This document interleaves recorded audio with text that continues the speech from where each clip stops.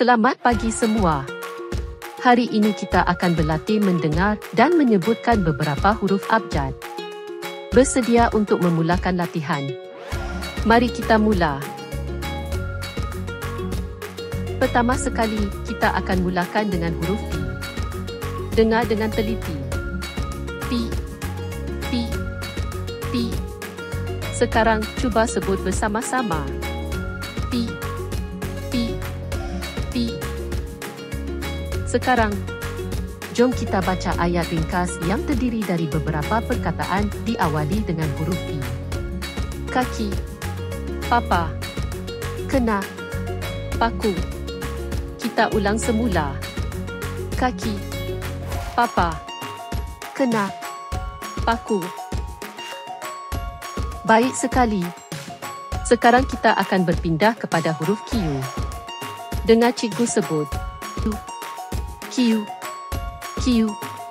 Sekarang cuba sebut bersama cikgu.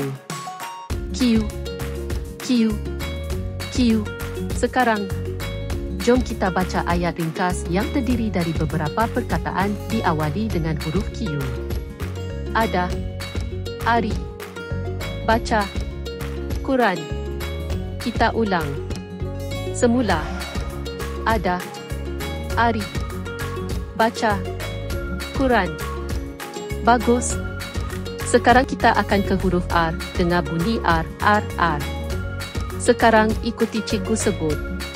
R, R, R. Sekarang, jom kita baca ayat ringkas yang terdiri dari beberapa perkataan diawali dengan huruf R. Ragarina ada roti dan ceri. Kita ulang semula. Ragarina ada roti dan ceri. Baiklah adik-adik. Sampai di sini sahaja pembelajaran kita hari ini. Adik-adik kena ingat, kita hendaklah sentiasa berusaha yang terbaik dalam pembelajaran, menyiapkan tugasan, dan membaca buku. Sehingga kita berjumpa lagi.